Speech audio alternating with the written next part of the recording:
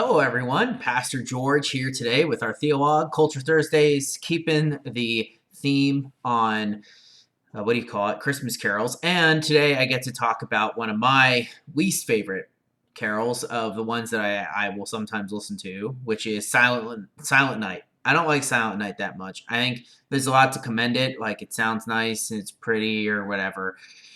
But it's just, it's boring. It puts me to sleep. I'm just not into it. And I use this as a good time to be kind of a Grinch about things and also to remind people that it's so interesting how so many of our Christmas carols talk about things that like aren't mentioned in the Bible. So like the premise of this carol is that it was silent in Bethlehem, right? It was particularly silent that night, as though that means anything, right? I guess the point of it being silent is like, oh, look how holy it is. Everything's calm, everything's bright, and it's silent. It's like actually none of that is in scripture. That's just completely our projections of like what this night would look like compared to other nights or whatever. And so I don't really understand why that's necessarily always the case. And this is so funny because there are so many other Christmas carols that are like this that like go into like detail on like the weather or the animals or like all of these other things that are not central to the story at all, but are like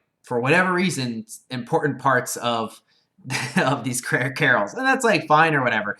But I don't let Silent Night get away with it because Silent Night is boring and it just doesn't do anything for me. I know it's a tradition to end our Christmas services with Silent Night. I'm not going to put a stop to that. All right, there are anthills that are worth dying on, and there are anthills that are not worth dying on, and that is not an anthill that I really want to die on. So you don't have to worry about that. But it is something just to notice and kind of think about, like, which of these songs is talking about things that is mentioned in the Bible, which of them isn't, and like why is it particularly important that these things are mentioned, right? Because someone had to write these things, and so whoever wrote Silent Night really thought it was important to talk about how silent and bright or whatever that night was, even though that's not described at all in the Bible. And so it's just kind of an interesting little thing to think about, that like, these things can become so rote in our memory that we don't really ever think about what the words actually are saying. But when you think about it, you're like, that's really dumb.